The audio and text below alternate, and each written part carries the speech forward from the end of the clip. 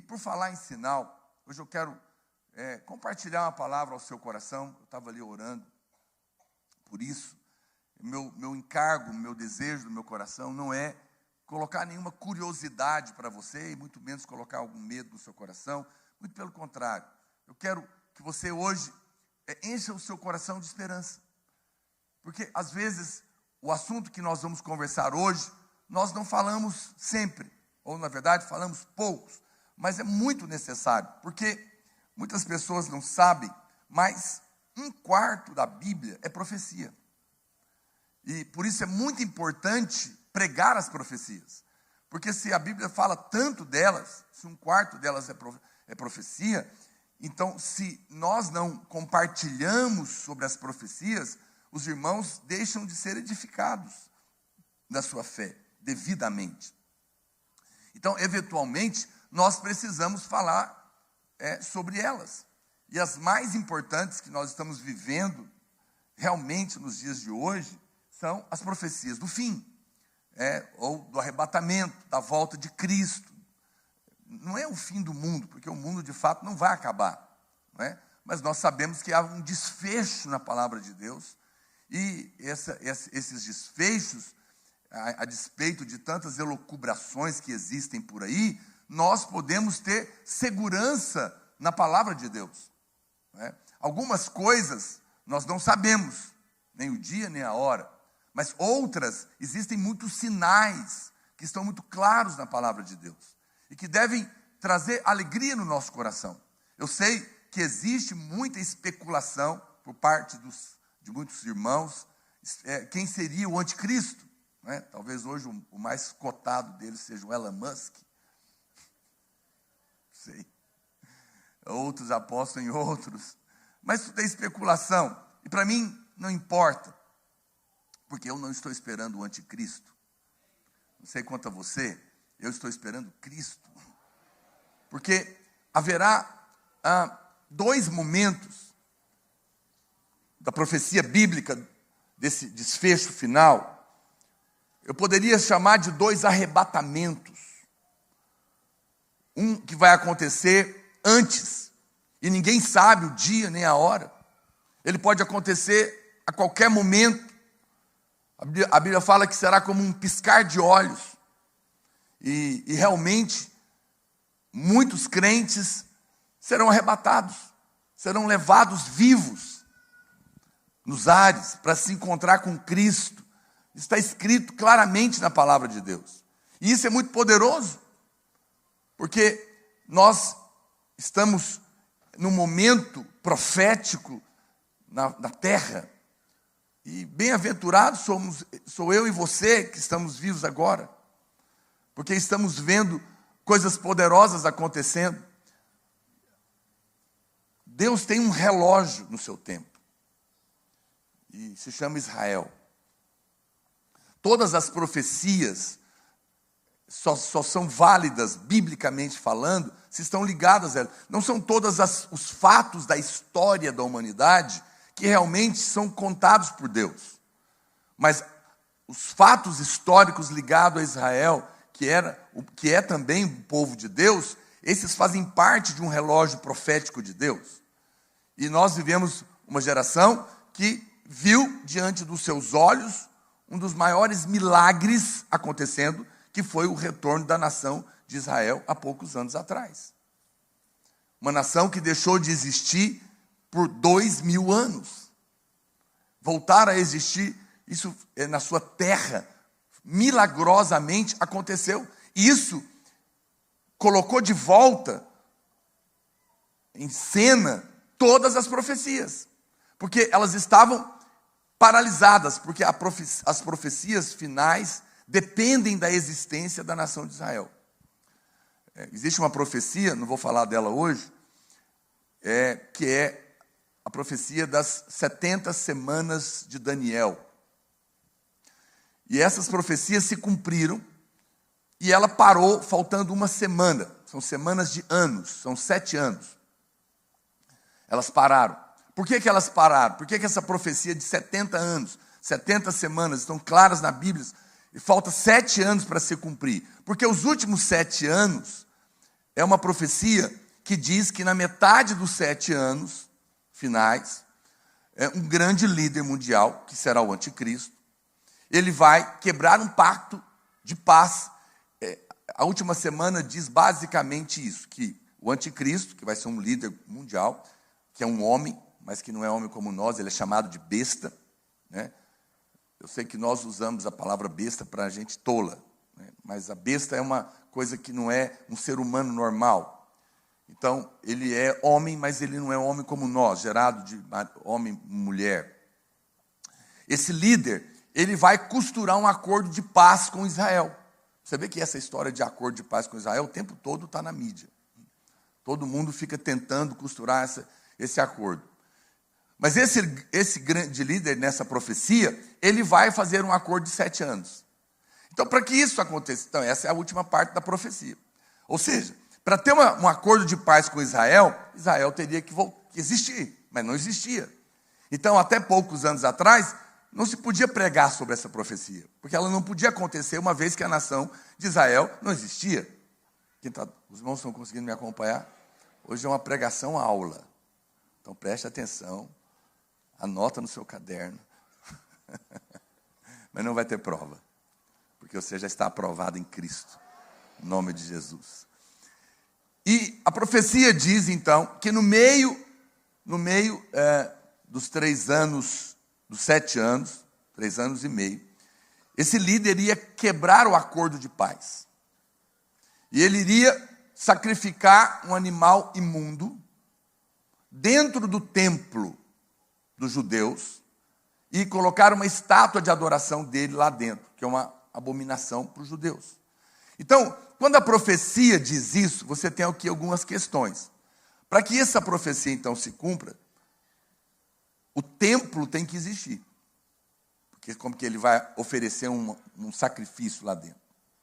Bom, para o templo existir, Jerusalém, especificamente, tem que existir, porque o local exato dele é em Jerusalém. Para Jerusalém existir, Israel tinha que voltar a existir, porque pertence a Israel. Muito bem, essas 2 primeiras coisas já aconteceram. Israel voltou a existir. Eu não sei se você sabe, na época que a ONU votou para voltar à existência da nação de Israel, os votos ficaram empatados. Então precisava de um voto chamado voto Minerva. E quem votou a favor foi Oswaldo Aranha, um brasileiro.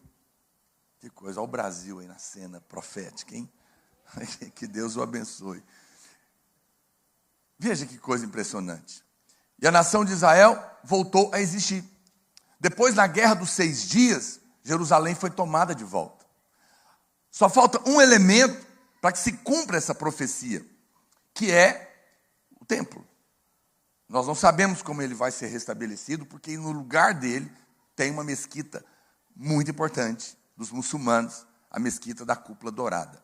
Isso seria realmente uma terceira guerra mundial, ou caso o anticristo, que vai ser um homem muito poderoso, que vai operar muitos sinais, se ele for muçulmano, ele sim pode convencer aquele povo a fazer esse acordo, porque ele terá esse poder.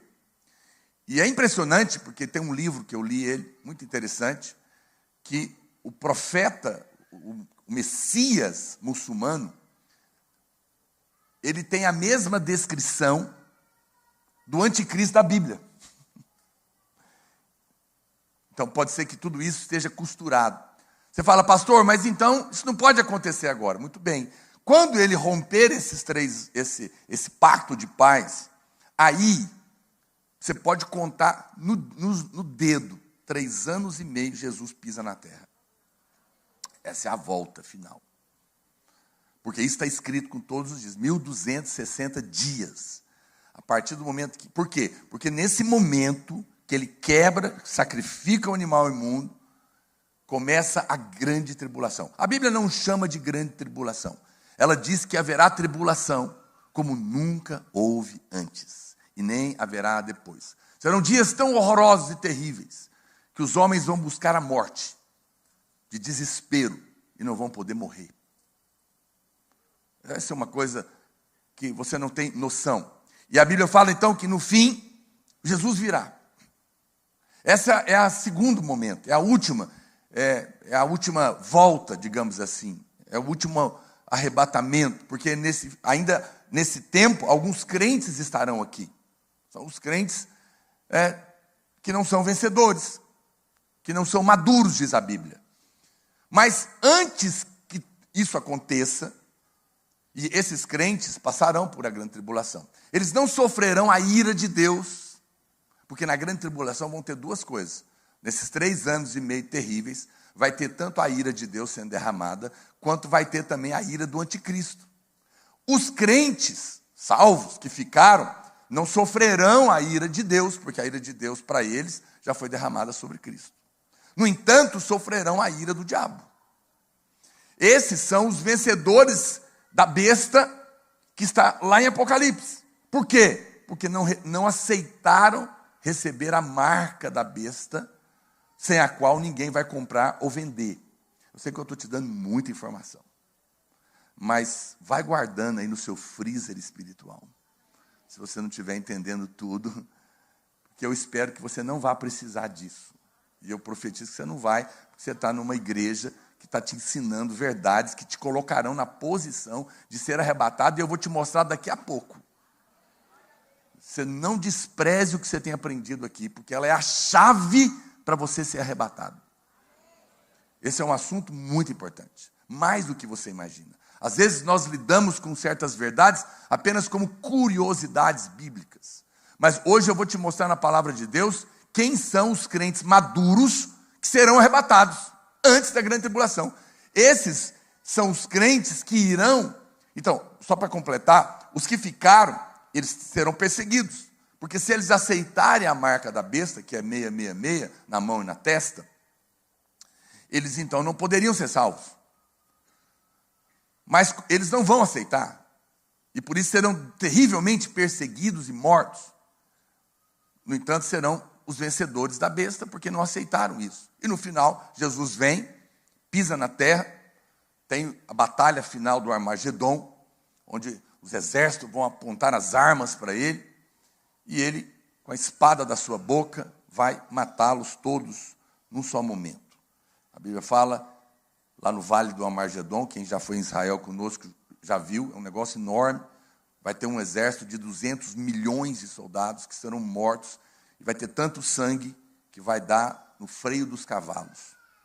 Naquele momento, Jesus vai assumir o comando da terra. Ele vai prender Satanás e vai lançá-lo, ele vai prender ele por 1000 anos, e ele vai assumir o governo das nações, e haverá um governo de 1000 anos, onde os crentes que não participaram disso, são os crentes vencedores, eles vão reinar com Cristo por 1000 anos. Ok? No final de 1000 anos é outra história, vai ter um rebuliço ainda. Satanás vai ser solto no finalzinho de 1000 anos, vai seduzir as nações que terão vivido 1000 anos debaixo do governo de Cristo. É impressionante um negócio desse. Como a maldade do homem é incrível, e como a misericórdia de Deus é tão longa, porque ele vai dar a chance do homem experimentar 1000 anos de governo de Cristo, sem morte, sem doença, sem miséria, sem confusão, sem assassinato, sem nada. Vai ser um governo poderosíssimo. E ainda vão ter nações que se rebelarão e não vão querer. E a Bíblia fala então que daí no final acontece um grande julgamento, chamado julgamento do trono branco, onde Cristo vai julgar todos aqueles que não creram, não quiseram entregar sua vida para Jesus. E aí sim começa a eternidade, onde Satanás e seus demônios são lançados no lago de fogo, juntamente com os que não creram. E nós entraremos pela eternidade adentro, todos os crentes salvos, seremos plenos, tal qual Ele é. E nunca mais haverá morte, nem dor, nem enfermidade, nem adultério, nem traição, nem aborto, nem abusos, nem assassinatos, nem medo, nem depressão, nem pânico, nem ansiedade, nem separação de lares, nem crianças abusadas, abortadas, deficientes. Não haverá mais coisa alguma. Ele vai enxugar dos seus olhos todas as suas lágrimas. Por isso, acredite em mim, o que Deus tem preparado para você que está aqui nessa noite, para você que creu, para você que entregou a sua vida nas mãos dele. Olhos nunca viram, ouvidos nunca ouviram, nem jamais penetrou no coração de homem algum a maravilha, a glória, o esplendor da eternidade que já foi colocada dentro do seu coração e está garantida a você pelo sangue do Cordeiro. Não depende mais das suas obras. Isso é um fato que está selado a seu respeito e da sua família que creu. Diga glória a Deus. Aleluia! Eu te contei aqui rapidamente um desfecho de milhares de anos. Para quê? Para te falar da primeira, que é o que eu tenho interesse a seu respeito. Porque antes de tudo isso, da grande tribulação, haverá o arrebatamento. Como eu disse para você, para que se conclua a liderança do anticristo, falta essa parte do tempo, só. Mas para o arrebatamento, não falta mais nada. Porque, para que esse demônio, esse anticristo assuma, os crentes maduros, diz a Bíblia, terão que ser arrebatados, vivos. Eles são tomados nos ares. Eles são os que detêm a ação plena do anticristo hoje. Porque tem crente vencedor aqui hoje, orando, clamando com a fé na justiça de Cristo. Eles impedem a manifestação plena do diabo na terra. Mas quando eles forem tirados, Satanás é derrubado de lá, dos lugares celestiais, para assumir esse governo. Então, para que aconteça o arrebatamento, nada mais é necessário, porque tudo já está armado. Pastor, por que você diz isso? Porque tem um outro elemento nessa história profética, chamado princípio das dores. Princípio das dores. A Bíblia diz que ninguém sabe o dia nem a hora, mas Jesus falou a respeito dos princípios das dores. É quando a mulher está para dar à luz. Então ela começa a ter contrações. Ninguém sabe se o menino vai nascer daqui 1 hora, daqui 2 horas, 5 horas, mas está muito perto. Ela começa a ter contração, a contração vai diminuindo e o menino nasce. Vai diminuindo o tempo, né? Vai aumentando a contração, diminuindo o prazo e o menino nasce. Jesus usou essa expressão para dizer que fiquem observando esse momento do princípio das dores, e quando vocês observarem ele, está muito perto de tudo isso acontecer. E ele disse que o princípio das dores é o aumento de alguns elementos que estarão acontecendo. Recentemente, pesquisadores, cientistas, estavam relatando o enorme aumento de terremotos, por exemplo, que é um dos sinais de Cristo. A Bíblia fala, vai haver muitos terremotos, vai aumentar a incidência de terremotos. A incidência de terremotos na Terra tem aumentado absurdamente. Nós ficamos sabendo só dos grandes, que nós estamos aqui no Goiás, aqui não treme. Nosso governador não permite, brincadeira.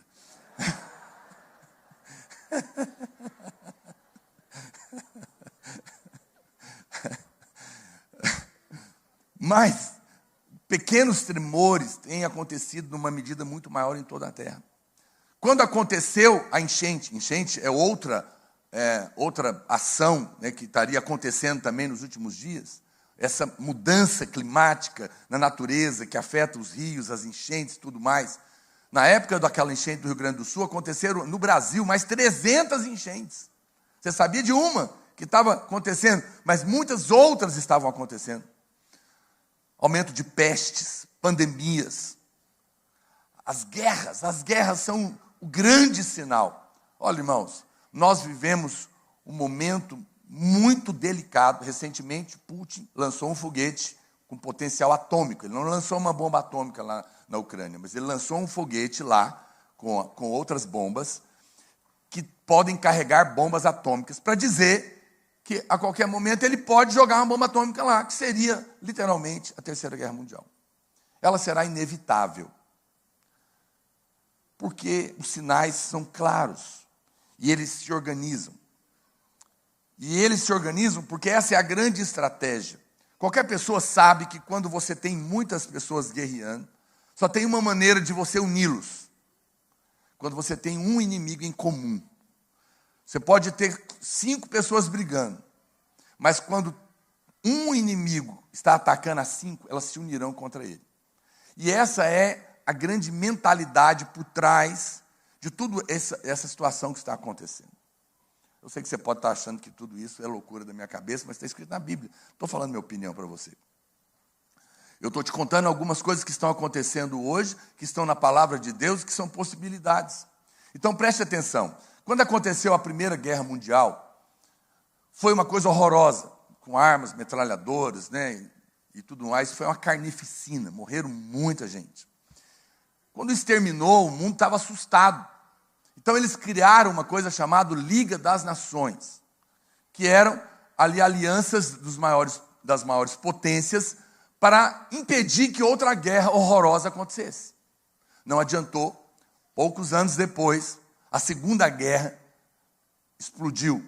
E ela foi finalizada de uma maneira terrível, que foi com a bomba atômica. Eles entenderam que a Liga era muito fraca para proteger. E disseram, precisamos fortalecer a Liga das Nações. Então eles criaram a Organização das Nações Unidas, a ONU, para que essa liga pudesse ganhar força. Mas a guerra da Rússia com a Ucrânia é a prova que ela não tem força nenhuma, porque não estão fazendo nada. Então, uma possível guerra mundial, que está aí, porque está na beira da Europa, se jogar uma bomba ali na Ucrânia, a Europa não pode mais ficar quieta, porque seria a próxima ameaça. E certamente isso aconteceria de uma maneira terrível. Ela provavelmente será uma guerra rápida, mas terrível, avassaladora, que colocará em risco a humanidade. A completa destruição da humanidade. Eu não creio que vai chegar aqui perto de nós, que nós moramos aqui perto de Sancrerlândia. Nós estamos muito longe de tudo isso. Mas vamos sentir o impacto dessas coisas se estivermos aqui. Quando isso acontecer, será necessário uma liderança mundial, porque isso vai ser um inimigo em comum, a destruição da humanidade. Então, certamente, o caos será tão grande que será necessário uma atitude de uma liderança definida, definitiva, mundial, que é o que o anticristo quer chegar. Ele vai criar um caos horroroso para que justifique um líder mundial, onde ele pode estabelecer líderes das nações para votar, e que tem um líder mundial, e que vai então exercer todo o controle. Só que isso vai estabelecer um grande controle na população mundial. Toda essa tecnologia já está pronta, a China já usa ela, de controle por face, controlam tudo. Hoje, se você, faça o teste, deixe o seu celular na mesa e converse sobre cachorro. Eu quero comprar um cachorro, estou pensando em pesquisar um cachorro. Alguém aqui já teve experiência? Vai começar a chegar propaganda. Então não estou sozinho. É assustador. Tem gente te ouvindo. Tem gente... Meu Deus, é um negócio impressionante. As tecnologias estão aí. A tecnologia de comprar e vender está pronta. São chips. Mas não acredite, não fique pensando que é simplesmente um chip. Vai exigir adoração. Porque senão alguém te prendia lá, enfiava um chip em você e você está perdido. Não. Você vai ter que concordar. Você vai ter que adorar a besta para isso. Né? Você não. Quem for receber. Então preste atenção. O princípio das dores, as dores de parto, as contrações, são muito fortes. E Jesus falou que é nesse momento que o arrebatamento pode acontecer. E nós já estamos vivendo ele. Então, pode ser que daqui um ano, daqui 2 anos, 3 anos. Pode ser que esse culto continue só no céu. Pode ser hoje mesmo. A qualquer momento. O arrebatamento está pronto. Ele pode acontecer. E ele é a coisa mais poderosa que nós estamos vivendo na nossa geração. E nós podemos participar dele. Nós podemos participar. Mateus capítulo 24, verso 21, a Bíblia fala, porque nesse tempo, deixa eu dar alguns versículos aqui, eu fui falando, não li os versículos, haverá grande tribulação, como desde o princípio do mundo, até agora não tem havido e nem haverá jamais. Não tivessem aqueles dias sido abreviados, ninguém seria salvo. Mas por causa dos escolhidos, quantos escolhidos nós temos aqui? Tais dias serão abreviados. Mateus 24, 15 diz, quando, pois, virdes o abominável da desolação, que falou o profeta Daniel, lembra que eu falei da profecia das 70 semanas do profeta Daniel? Quando a Bíblia fala, quando você vira o abominável da desolação, que é o quê? Que é o sacrifício do animal imundo dentro do templo, no lugar santo, quem lê, entenda. Então vai estar começando essa grande tribulação. E hoje, como eu disse para você, existe uma agenda mundial que é controlada pelo diabo. E ele está armando toda essa liderança mundial para que Satanás venha. E nós estamos vivendo dias assim. E aí a Bíblia fala que isso acontecerá, e o arrebatamento vai acontecer antes da grande tribulação. Pode ser que ele aconteça dentro dos primeiros 3 anos e meio de paz. Pode ser que nós que seremos arrebatados até possamos ver esse tratado, mas não vamos ver a grande tribulação. Mateus 24, 40 diz, então 2 estarão no campo, um será tomado e deixado o outro. A Bíblia está falando aqui de 2 crentes, a Bíblia nunca faz comparação de crente com ímpio. Assim como você não admoesta o seu filho com base no seu empregado. Você não ameaça o empregado e manda ele embora porque ele errou e fala para o seu filho, se você fizer a mesma coisa, eu vou te mandar embora. Não, você compara um filho com outro. Você disciplina um filho e fala para o outro, viu? Não faça o mesmo. Porque é filho com filho. Então, a Bíblia é coerente com isso também. Então, ela está comparando crente com crente. Ela está dizendo, claro, olha, 2 crentes aqui, um vai ser arrebatado, o outro vai ficar. Então, preste atenção para que você possa ir. Diga amém. Esse evento, como eu disse, vai acontecer antes. Olha o que a Bíblia diz. O texto que eu li para você dos que vão ficar, Apocalipse 15, 2. Eu vi como que um mar de vidro, mesclado de fogo, é o mar vítreo, de fogo líquido, que está lá em Apocalipse. E os vencedores da besta, que foram os que ficaram e rejeitaram a marca, da sua imagem e do número do seu nome, que se achavam de pé no mar de vidro, tendo harpas nas mãos. Eles passaram aqui, rejeitaram a marca, foram martirizados e venceram também. Mas o arrebatamento vai livrar você e aqueles que forem de toda essa situação. Pastor, qual é a condição? Hebreus, a Bíblia fala, capítulo 15, verso 13, ele nos dá a dica. Porque a Bíblia diz que o Senhor vai ceifar a sua colheita, a sua lavoura. E quem ele vai levar? O trigo que está maduro. O verde não pode ser colhido. É trigo, é crente, mas é verde. Ele ainda se alimenta de leite espiritual. O que vai ser recolhido é o crente maduro. Esse está pronto para ser colhido. E a Bíblia revela quem é ele. O crente maduro não é o crente que não erra, não é o crente que não peca, não é o crente perfeito. Não. Hebreus, porque esse não existe. Hebreus capítulo 5, verso 13, ele revela, ele diz assim, coloca aí para mim.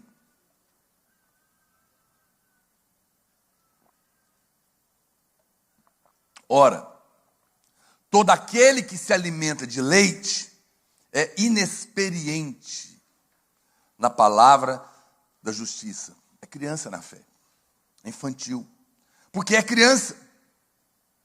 Mas o alimento sólido é para os adultos. Então, a Bíblia está deixando claro que aquele que se alimenta de leite é inexperiente na palavra da justiça, que é a comida sólida. Ou seja, o que te põe na condição de ser um crente maduro é a revelação que nós pregamos aqui todos os domingos a respeito da justiça de Cristo. É entender que é Cristo quem te justifica. É entender que isso significa que eu estou perdoado, que eu estou lavado pelo sangue. Se é Cristo quem me justifica, é Cristo quem me representa. Entender a justiça de Cristo é entender que a vida cristã, o evangelho, não é sobre mim, é sobre Ele. Não é sobre o que eu faço, é sobre o que Ele fez. Não é sobre o que eu sou, é sobre o que Ele é. Quem está me entendendo? Não é na minha força, é na força dEle. Quando eu oro como Ele me representando. Quando Deus me vê, Deus vê a Cristo. Quando eu me achego para liderar, eu faço isso na força dEle. Tudo é por Ele, por meio dEle, para Ele, no descanso dEle. Eu recebo, não porque eu mereço, mas porque Cristo merece e cumpriu todas as condições no meu lugar. E porque eu estou nele, eu posso receber. Ele é o vencedor. Compreender isso é fundamental. Fundamental. Você não pode. Outro dia eu vi uma frase de um devocional que tem aí no mercado. Igual o meu, tem muitas frasezinhas prontas, né? E ele dizia: Deus quer te abençoar, mas é necessário que você faça a sua parte. Então, é uma mistura. Porque você começa a ver muitas coisas boas, de repente você ouve um negócio desse e fica, mas como é que é isso? Mas a sua parte é crer que está pronto. E isso não é uma coisa simples. Não é leite. Qual que é a prova que você já tem comido e tem entendido a revelação daqueles que são maduros? É que quando você ouve a outra coisa, você se incomoda. Quando alguém te oferece leite, você fala, não. Olha, você é adulto. Se alguém oferecer para você o leite materno de uma mulher que está dando mamar, você vai achar... Imagina, você vai num lugar e fala, quer beber leite de mulher que está dando mamar para criança? Não quero não. Eu quero comer comida sólida, porque você não é mais criança. Então, alguns irmãos, eles já percebem isso. Quando ele escuta certas coisas, ele fala, não, eu não quero ouvir isso, estou cansado disso. Porque tem muitos irmãos que vão visitar muitos lugares por aí. Vai porque tem parente, ou porque é curioso, porque alguém chamou, sei lá. E aí você começa a ouvir certas coisas, você às vezes nem fica até o final do culto. Alguém já teve essa experiência? Muita gente visitando, muita igreja, né? Ó, você é livre, você é livre. Ninguém aqui está preso, aleluia. Mas é bom que você vai às vezes. Não estamos dizendo que somos os únicos, Deus que me livre, jamais. Só estou te dizendo que aqui nós pregamos essa mensagem. Porque nós queremos que você, ao entender, se torne um crente maduro, pronto para ser arrebatado. Porque o arrebatamento é pela graça. Ou você acha que alguém poderia ter condições de ser aprovado por Deus, segundo os padrões de Deus, para merecer ser arrebatado? Ninguém. Quem é o crente que poderia ser arrebatado? Vai passar um scanner celestial nele, pelo anjo. O anjo vem, passa. Não, ia ser igual no aeroporto, quando você tem metal no bolso. Ia apitar para todo mundo. Mas porque só tem um que pode passar lá naquele scanner. É Cristo. E como você está nele, e Ele é a sua justiça, quando o scanner do arrebatamento passar em você, pode entrar. Porque você está em Cristo. Caso contrário, nenhum homem poderia subir. Alguém pode dizer glória a Deus nessa noite? Você está entendendo a mensagem da justiça? Então você está sendo amadurecido na fé. Está sendo colocado nessa condição. Muito bem. A palavra da justiça é a revelação da nossa justificação. E será arrebatado aquele que entende que tudo é pela graça de Deus. E não pelas próprias obras de obediência. Lembre-se que nem todos os salvos são maduros, pelo simples fato de que desconhecem a palavra da justiça. É por isso que eu prego isso todos os dias. Todos os dias no devocional que eu faço é para lembrar essa verdade a mim mesmo e aos irmãos que me ouvem. Porque você precisa ser lembrado. Nós nos esquecemos verdades fundamentais que alimentam a nossa fé diariamente. E por isso precisamos meditar todos os dias. Pastor, e aqui eu quero começar minha pregação. Mas não vou demorar. Ficou desanimado? Os próximos 25 minutos, que vai dar 8 horas, aí eu vou encerrar. Eu quero mostrar para você o ponto que eu preparei para esse momento. Tudo isso que eu estou falando é para te mostrar em que momento da palavra de Deus nós estamos vivendo. Nós estamos na beira de um limiar profético e poderoso chamado terceiro dia milenar. Porque Cristo virá no terceiro dia. Porque a Bíblia diz que assim como Ele subiu, Ele vai voltar. E Ele ressuscitou em qual dia, gente? Terceiro dia. Então, quando Ele vai voltar? No terceiro dia. Pastor, como que é isso? Todo mundo aqui sabe de cor esse versículo. Para Deus, um dia é um ano. Um dia é 1000 anos. E 1000 anos, um dia. Então, para Deus, um dia, 1000 anos, nosso. E 1000 anos, nosso, é um dia de Deus. Por isso, é muito duro quando você ora e Deus fala para você, espera só um minuto.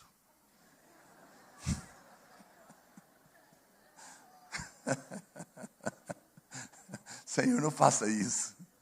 Eu quero agora. Muito bem, mas dito isso, você precisa entender que existe um sinal muito importante de tudo isso que eu estou falando para você, que está ligado a essa volta de Cristo, ao terceiro dia. Porque olha o que diz a Bíblia em 2 Pedro, capítulo 3, verso 3. Tendo em conta, 2 Pedro 3, 3. Tendo em conta, antes de tudo, que nos últimos dias, quando, irmãos? Últimos dias, coloca aí para mim, irmão, por favor. 2 Pedro, capítulo 3, verso 3. Tendo em conta, antes de tudo, que nos últimos dias virão escarnecedores com seus escárnios, andando segundo as próprias paixões e dizendo, onde está a promessa da sua vinda? Que o pastor está aí pregando, Jesus está voltando, talvez tenha pessoas aqui, eu te amo, querido, mas cuidado para você não ser um desses escarnecedores, que está aí me ouvindo e rindo, por dentro, conversa fiada de pastor, querendo passar medo nas pessoas para tirar o dízimo delas. Tem gente que é tão avarento, que tem tanta maldade, que os olhos dele só conseguem enxergar isso. E ele acha que essa pregação é para colocar medo no coração de alguém. Pois eu não estou aqui para colocar medo no seu coração. Para mim, esse assunto, para nós que cremos que os arrebatados serão os que entenderam a mensagem da justiça de Cristo, para nós, a nossa vida nesse momento é uma expectativa igual de criança que está com a mala pronta para ir para a praia amanhã cedo. Que está contando os dias da viagem, tem um mês. E nem consegue dormir, porque amanhã nós vamos para a praia. É assim que você deve viver. Você não está esperando o diabo. Você não está esperando a grande tribulação. Você não está esperando nada disso. Suas malas estão prontas. E daqui a pouco nós vamos partir para a glória de Deus. E nunca mais haverá dor, nem morte, nem choro, nem lágrima, nem doença, nem câncer, nem ladrão, nem assassino, nem coisa alguma, porque estaremos com Ele. Acredite em mim. Ah, não, pastor, espera mais um pouquinho que eu quero casar. Casar é bom, mas ser arrebatado é melhor. Acredite em mim, falando aqui para essa ala dos solteiros. Ou então casa logo. Tem gente que fala, não volta não, que eu quero casar. E outros estão dizendo, volta logo que eu casei. Não é o seu caso. Não é o seu caso. Mas casamento é uma coisa maravilhosa, mas todo mundo que está casado aqui sabe que é uma bênção na vida um do outro, porque é muito quebrantamento. Claro que é. Todos nós somos uma bênção e também um quebrantamento. Porque você acha que você é um anjinho? Você está rindo do outro. Mas e você? Eu tenho certeza que eu sou um grande quebrantamento na vida da minha mulher. Ela é só um pouquinho na minha. Mas não, e é verdade, eu louvo a Deus, porque o casamento é uma coisa que nos faz crescer muito, né, amor? Nos faz buscar Cristo, porque é só Deus que pode mudar o outro. E quando você está dormindo com alguém, tem alguém orando para Deus mudar você. Muda ele, que eu não estou aguentando. É verdade. É o maior erro, é marido tentar mudar mulher, mulher tentar mudar marido. Tolo é esse casal. Mas o casal que entende que Deus muda as pessoas, começa a orar um pelo outro. Você vai ter a mulher e o marido que você gerou em Deus. Mas você deve falar, Senhor, muda ele, igual o Senhor tem que mudar a mim. Põe você na equação, para você não achar que é alguma coisa. Aí o casamento vai ficar bom. O casamento é uma luta, porque o casamento é profético. Porque o casamento é um anúncio do que eu estou falando aqui. Ele vem para casar com você. Você sabe o que vai acontecer nessa história toda aqui? Que pode ser hoje?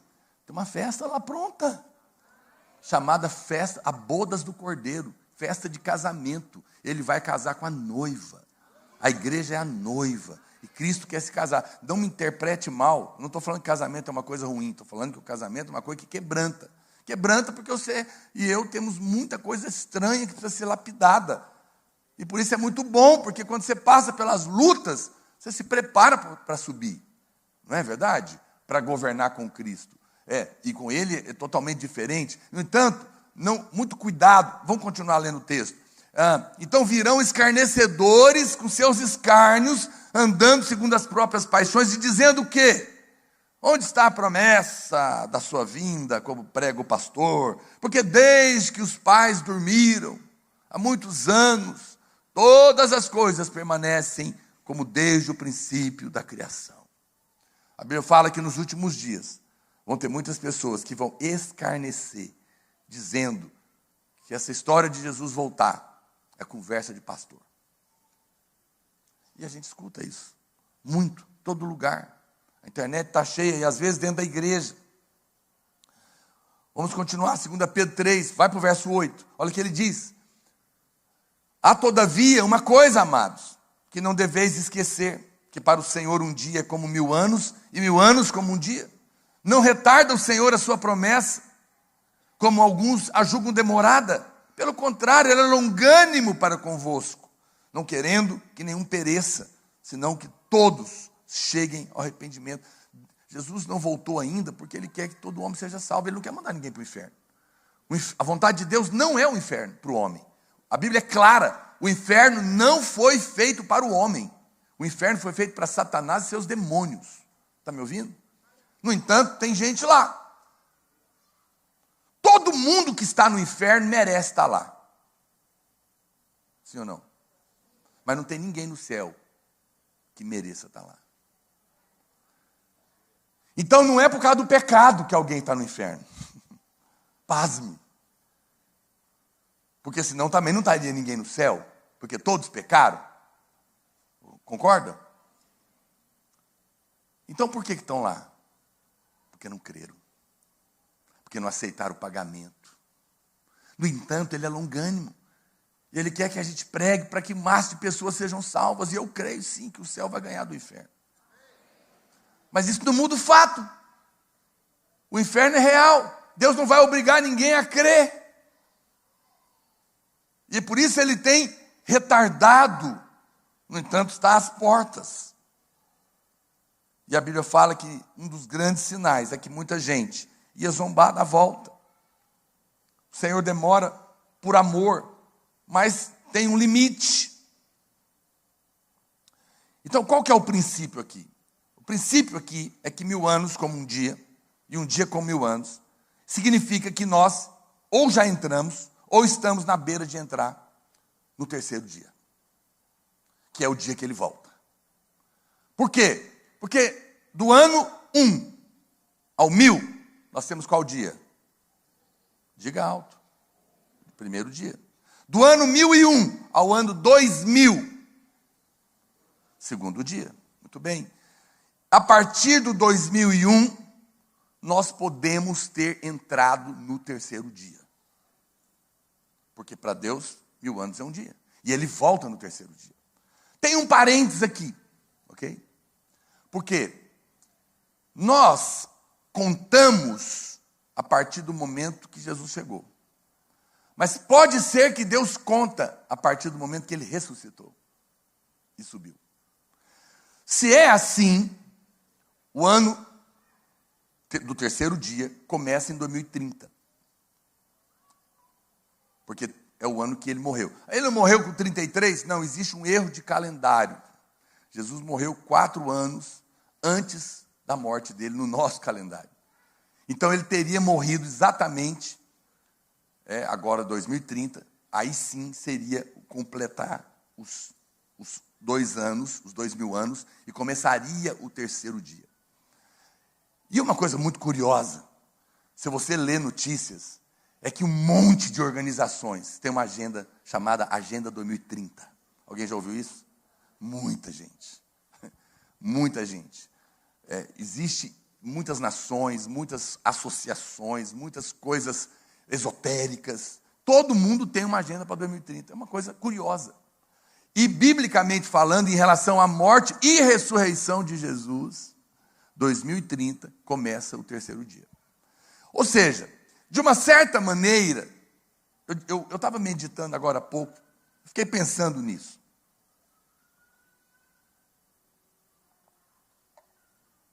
Você pode jogar fora, é só uma percepção minha, até porque não está claro isso na Bíblia. Eu acho que nós já estamos no terceiro dia e estaremos também nele, em 2030. Pastor, como isso é possível? Eu acho que nós já estamos e acho que já estaremos. Já estamos porque do nascimento nós já estamos. Mas da ressurreição, em 2030, começa o terceiro dia. Por que é importante saber isso? Não apenas por causa do arrebatamento, mas porque existe na Bíblia várias profecias de muitas bênçãos relacionadas ao terceiro dia. Para aqueles que creem e estão vivendo o terceiro dia com Cristo, tem uma série de bênçãos prometidas.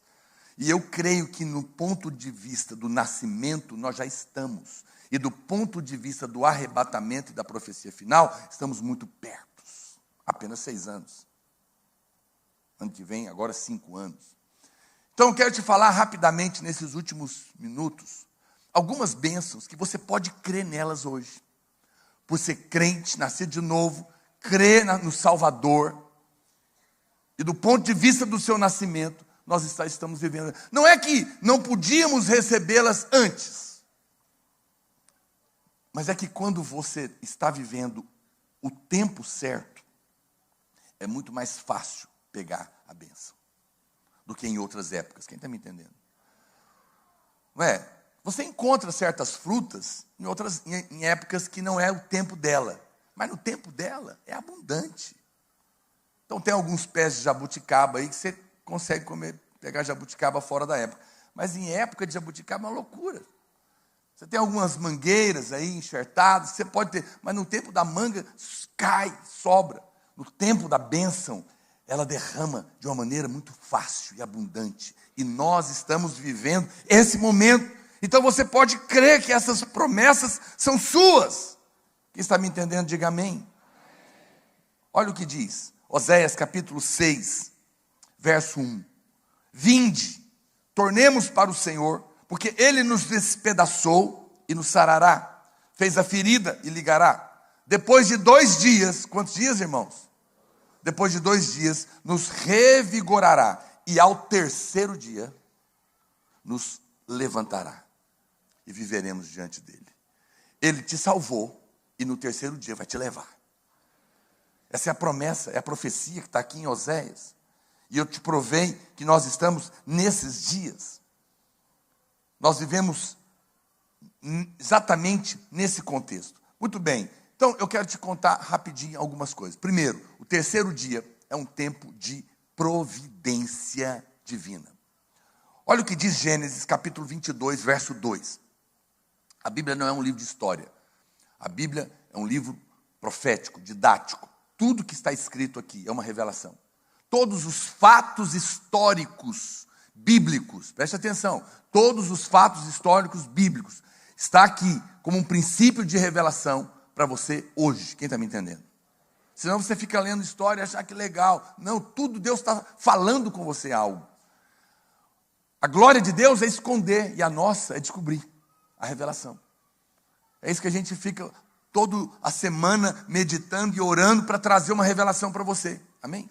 E não para te contar a história bíblica. Olha o que diz Gênesis 22, 2. Acrescentou Deus, toma teu filho, falando para Abraão, teu único filho, Isaque, a quem amas, e vai-te à terra de Moriá. Oferece ali um holocausto sobre um dos montes que eu te mostrarei.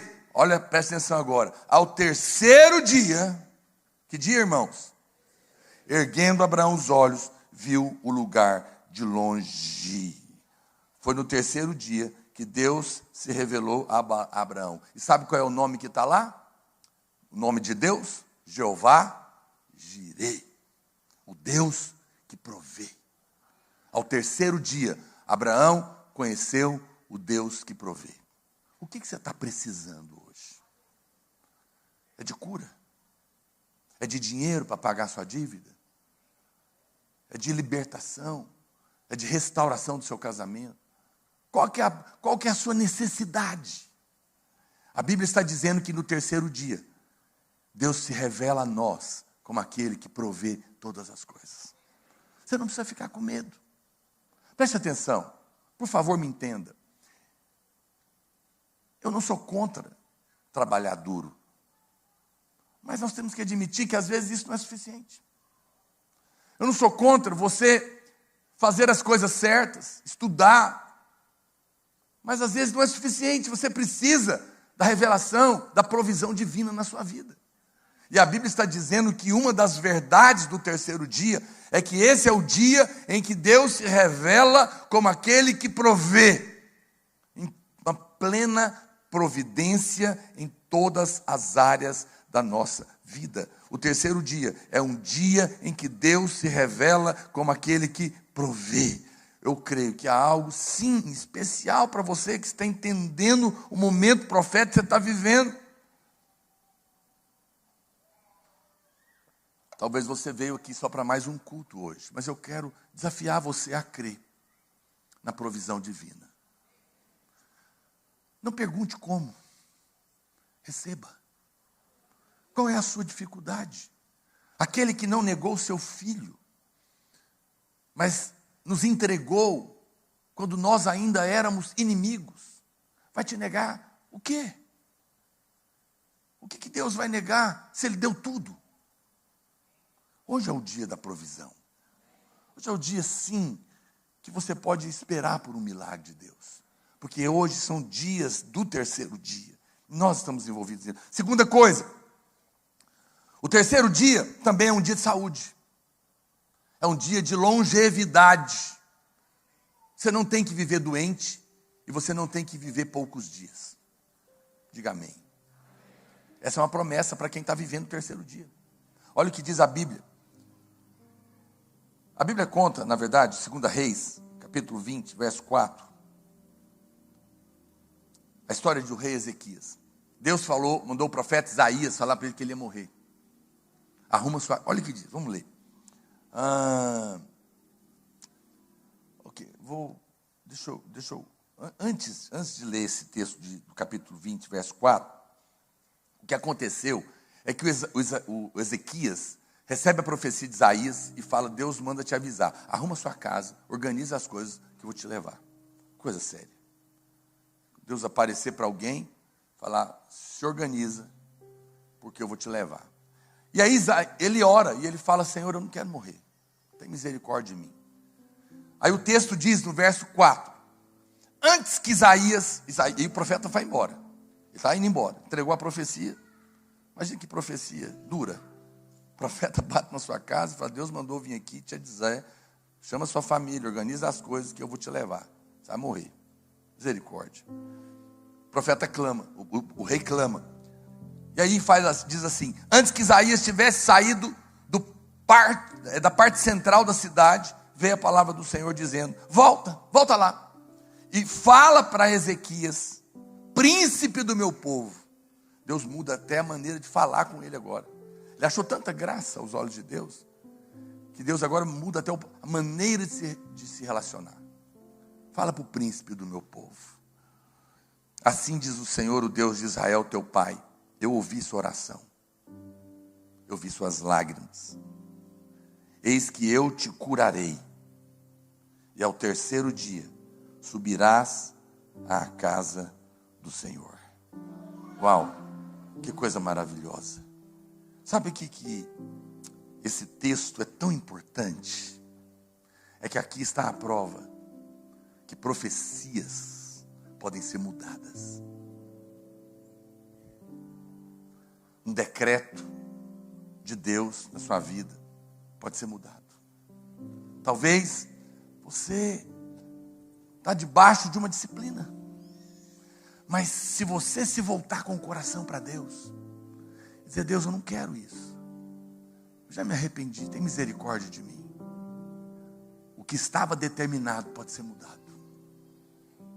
Deus viu o coração daquele homem, não alguém que não tinha erro, mas alguém que tinha um coração sincero. Um coração sincero pode mudar a profecia.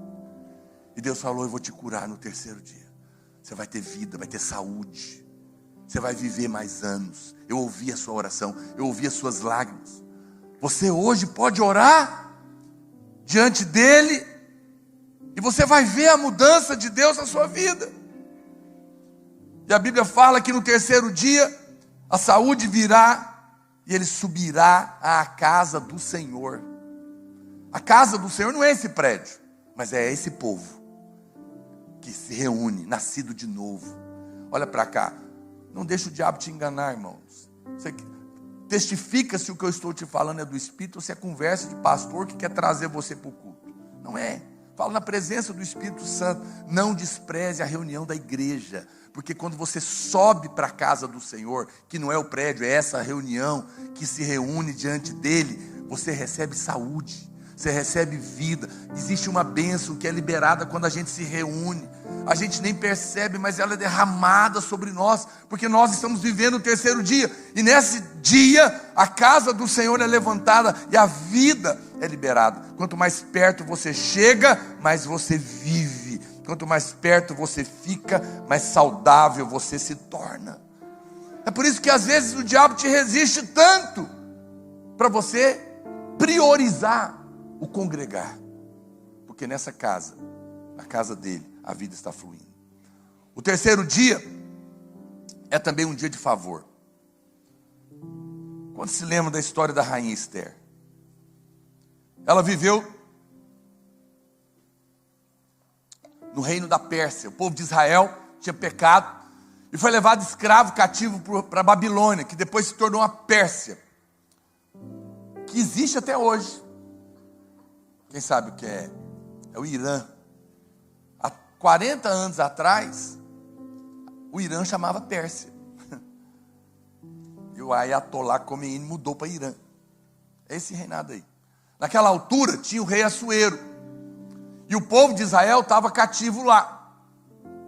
A mulher do rei Assuero o afrontou, e a Bíblia fala que ele removeu a rainha Vasti e conclamou um concurso para escolher uma nova rainha. Mandou chamar todas as moças bonitas e virgens do reino para um concurso. Mordecai, um judeu, tio da Esther, judia, que também era do povo de Israel, mas que estava lá cativo, falou para ela: você vai concorrer. E ela aceitou. O rei não sabia. Mas a Bíblia fala uma coisa muito preciosa, que na hora de escolher essa rainha, olha o livro de Esther, capítulo 5. Bom, eu adiantei o assunto, mas só para concluir. A Bíblia fala que quando o rei colocou os olhos nela, ele gostou dela, encontrou favor e foi escolhida. Muito bem. Agora, ela era rainha, mas um oficial de alta patente do rei, odiava os judeus. E ele falou para o rei, rei, tem um povo aqui no meio dos escravos que quer acabar com o seu reinado. É um povo mau. Ele estava mentindo. Ele odiava os judeus. E o rei não consultou. Ele falou, vamos acabar com esse povo. Ele propôs para o rei, e o rei falou, vamos. Então faz um decreto para mim. Ele fez um decreto para que num dia matasse todos os judeus. Ele não sabia que a rainha era judia. E ele, sem consultar, ele com o seu anel, chancelou o decreto de Amã, esse homem perverso, para num só dia matar os judeus, em qual a própria rainha estava no meio. Mordecai fica sabendo e fala para ela, você tem que falar com o rei sobre isso. Vai morrer todo mundo, inclusive você. Só que o rei não era como o casamento que você dormia com a sua mulher todo dia. A rainha via o rei quando o rei chamava ela. E esse decreto, o decreto dos medos e dos persas, era irrevogável. Uma vez que ele chancelou, não podia revogar. Mas havia uma esperança de fazer um outro decreto. Mas a rainha, o rei não tinha chamado ela. E havia uma regra que se o rei não convidasse a rainha para a presença dele, e ela aparecesse lá, ela poderia ser morta. A não ser que ele estendesse o cetro de graça para ela, e ela podia entrar. A rainha Esther falou, não tem problema, eu vou assim mesmo. Se perecer, pereci. Se morrer, morri. Provavelmente foi para esse momento que Deus me colocou para ser rainha. E ela vai até o pátio. Olha o que diz a Bíblia. Esther capítulo 5, verso 1. Esther 5:1. Coloca aí, irmão, por favor. Ao terceiro dia, que dia, gente? Terceiro dia. Esther se aprontou com seus trajes reais e se pôs no pátio interior da casa do rei, de fronte da residência do rei. O rei estava assentado no seu trono real fronteiro, à porta da residência. Quando o rei viu a rainha Esther parada no pátio, alcançou ela favor perante ele. Estendeu o cetro, ela entrou, falou com ele, contou a trama.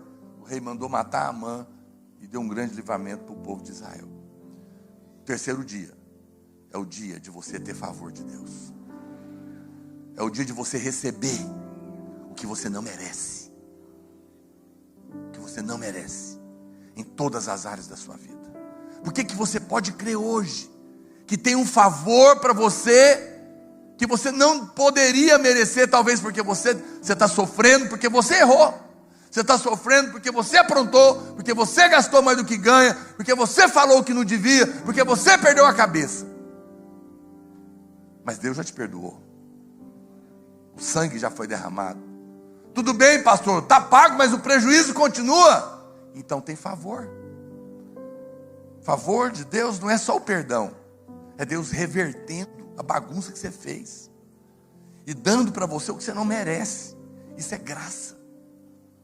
A rainha não merecia, mas encontrou favor no terceiro dia.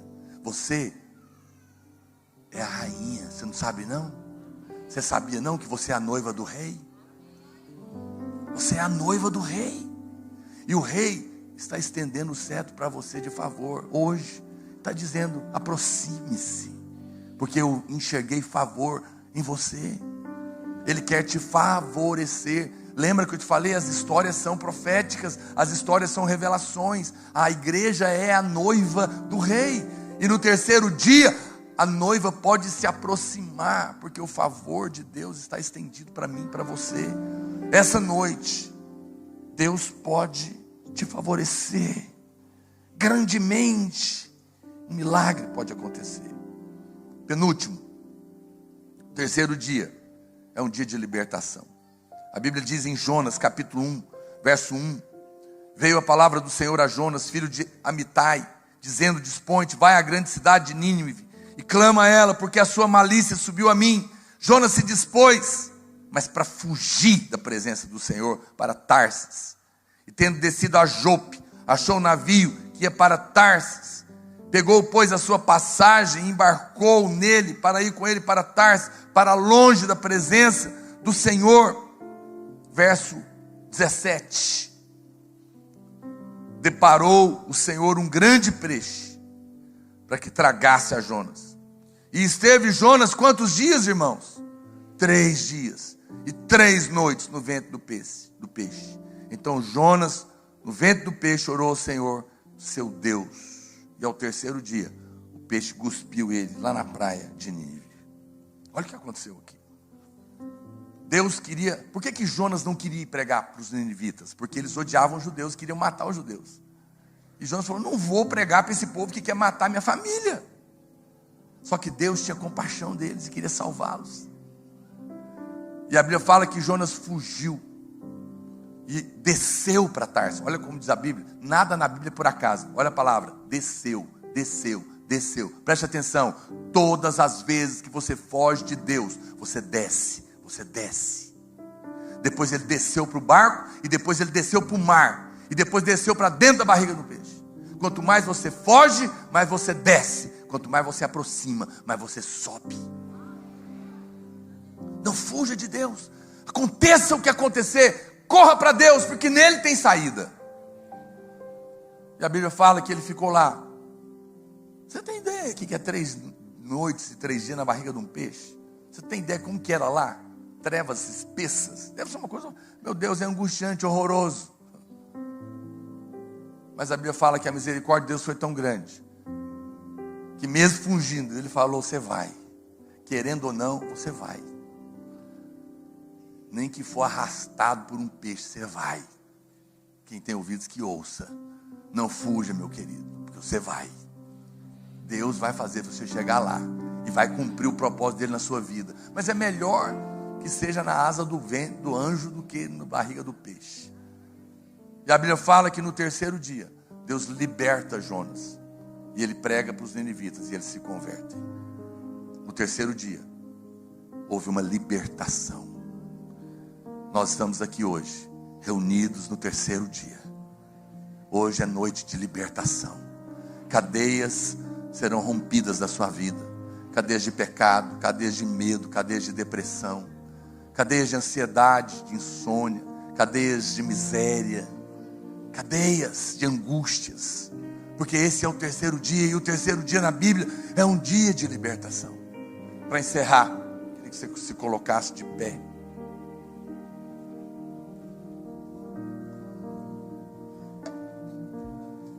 O 3º dia é o dia de entrarmos na posse da nossa herança.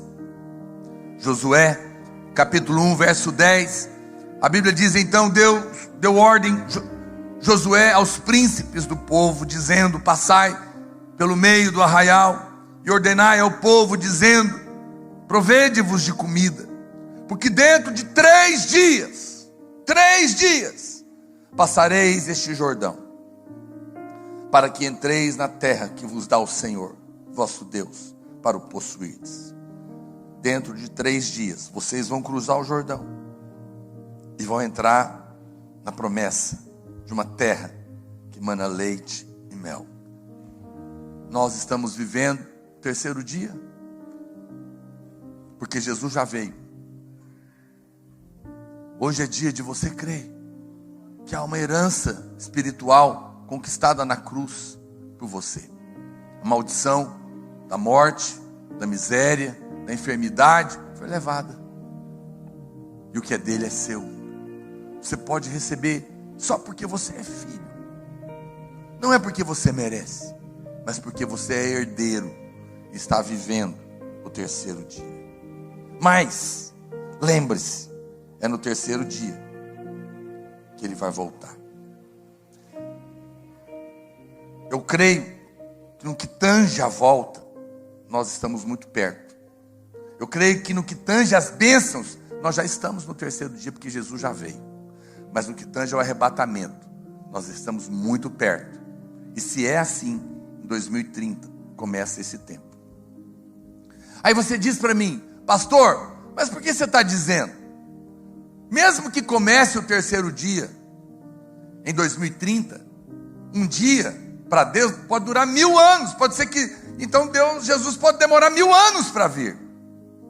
Faz sentido? Mas você tem que ler a Bíblia. A Bíblia fala que do jeito que ele foi, ele vai voltar. Quem sabe a hora que ele foi? A Bíblia diz que de manhã cedo, bem cedinho, as mulheres foram no túmulo. Jesus estava lá? Não. Ele ressuscitou de manhã bem cedo? Não. A Bíblia diz em Lucas, capítulo 24, verso 1. Coloca para mim. Lucas 24, verso 1. Olha o que está escrito na palavra de Deus. Mas no primeiro dia da semana, alta madrugada, foram elas ao túmulo e ele não estava lá. Jesus ressuscitou, não foi no final do dia. Ele não ressuscitou no meio do dia. Ele não ressuscitou no amanhecer do dia. Ele ressuscitou nas primeiras horas, ainda de madrugada. Eu digo para você, o relógio de Deus está marcando o início do terceiro dia, o dia da ressurreição. E ele ressuscitou nas primeiras horas, ainda de madrugada. Por isso eu creio que ele está às portas e ele vem para buscar os vencedores que creem na justiça de Cristo sobre eles. E eu creio que você faz parte disso. Hoje é o terceiro dia, o dia de você receber cura, saúde, provisão, libertação, herança. Mas hoje é o dia também de você encher o seu coração de fé e de esperança, porque ele vem e já está às portas. E da mesma maneira que ele ressuscitou de madrugada do terceiro dia, ele vem nas primeiras horas e ele vem para nos buscar. Eu quero desafiar você nessa noite a encher o seu coração de fé. E quando nós ministrarmos essa canção, deixa o Espírito Santo mover na sua vida. Deixa a unção de Deus ser liberada sobre você, para te curar, para te libertar, para operar um milagre na sua vida, para trazer a provisão de Deus, para encher o seu coração de expectativas, de que esses não são dias comuns, esses são dias gloriosos, onde o Espírito e a noiva dizem vem, onde o Espírito e a noiva clamam Maranata, Maranata, ora vem Senhor Jesus. Oh, Espírito de Deus.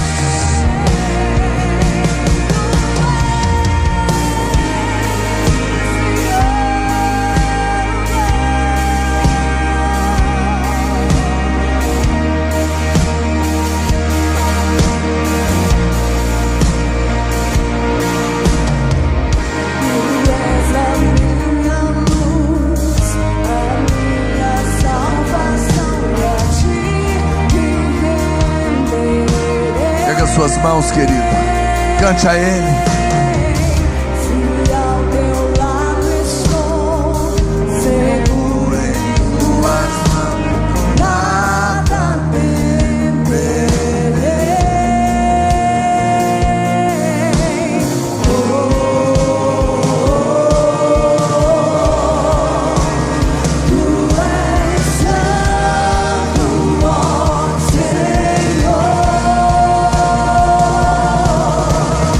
Oh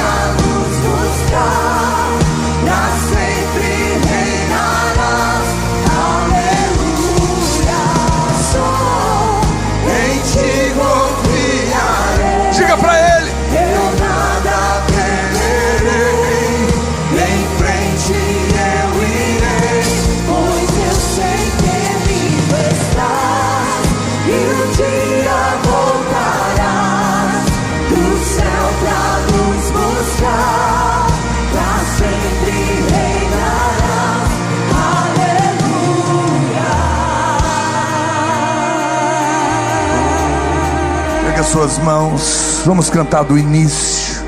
Creia, creia. Diga para Ele. Você pode dizer isso para o Senhor. Renda o seu coração a Ele. Diga para Ele, todo o seu coração. Se ao teu lado estou. Pega suas mãos, querido. Em tuas mãos eu nada temerei.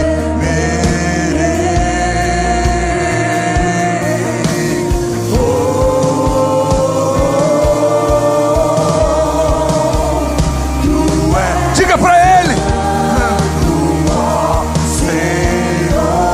Vamos, igreja. Vamos, noiva.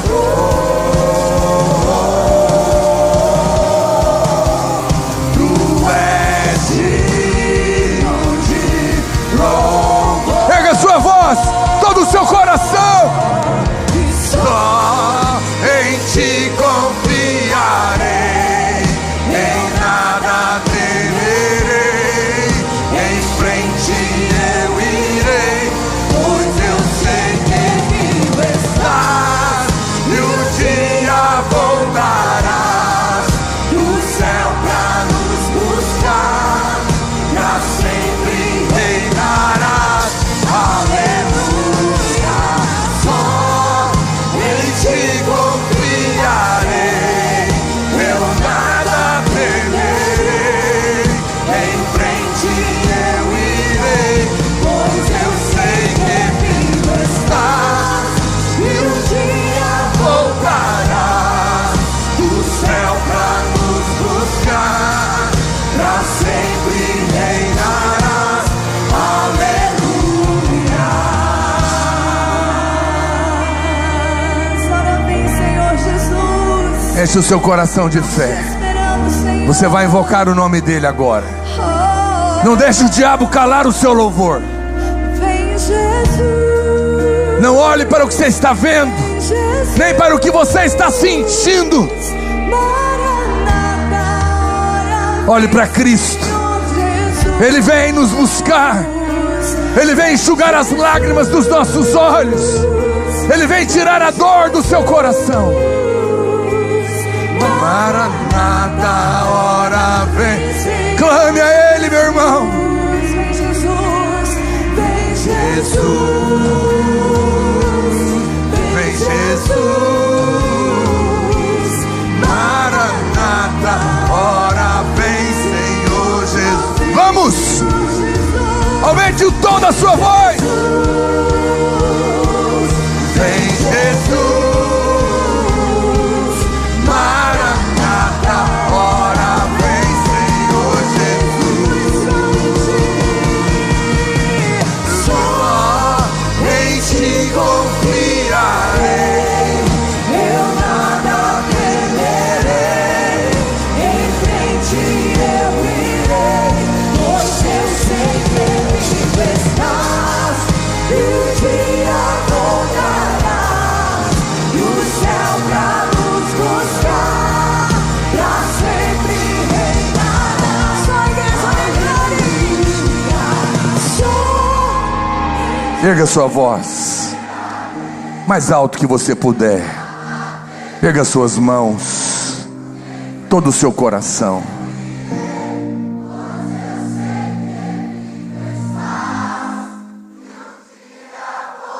Mais alto.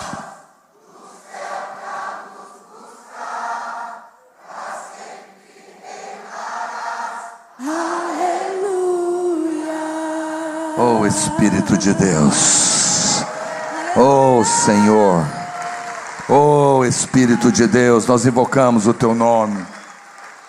Nós invocamos o Teu nome nesta noite. Põe a mão no seu coração, querido. Feche os seus olhos, Pai. Nós estamos reunidos aqui na Sua presença. Doce Espírito Santo,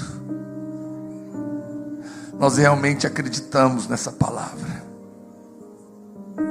Nós realmente acreditamos que estamos no terceiro dia.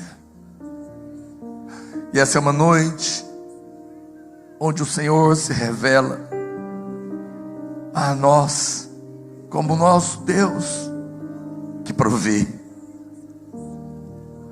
nosso Deus que nos dá vida, que nos cura das nossas feridas físicas e emocionais. Isso é o dia da sua libertação. Esse é o dia da sua herança. Mas principalmente, esse é o dia do seu favor imerecido. Vem, Espírito Santo. Vem agora. Vem agora. Revela-te a cada um aqui. Estende as suas mãos para aquele que está sofrendo, o coração que está doendo. Estende a sua mão, cura, tira a dor, a angústia, a aflição, o medo. Vem prover, vem trazer a provisão para o necessitado,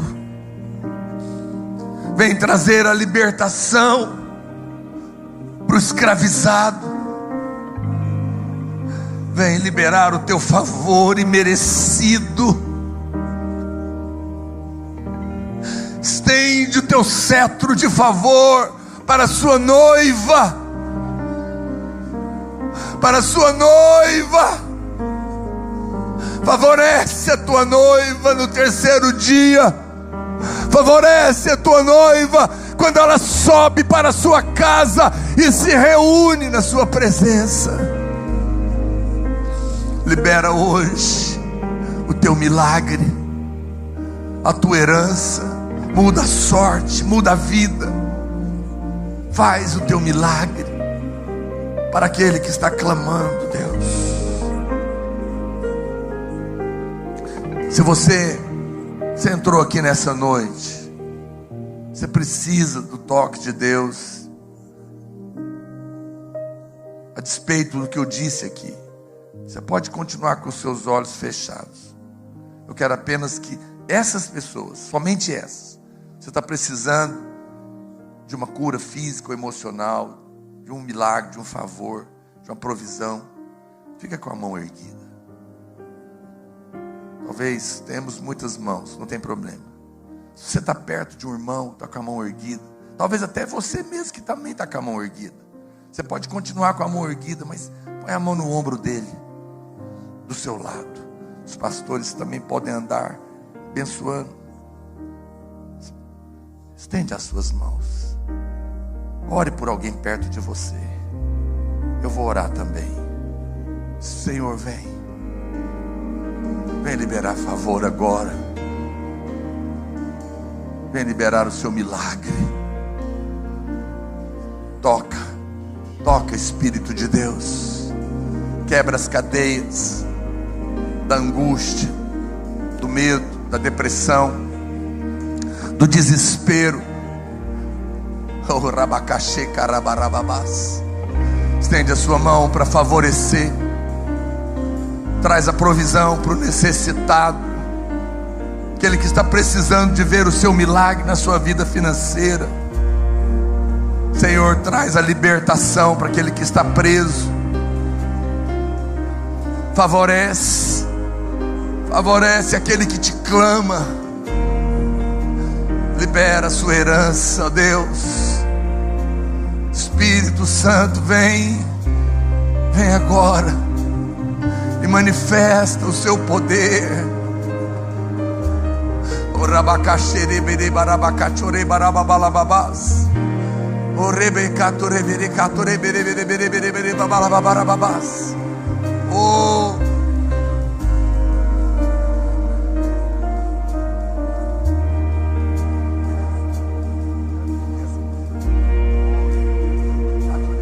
invoca o Espírito de Deus na sua vida por um instante. Oh, Espírito de Deus. Oh, Rebecature.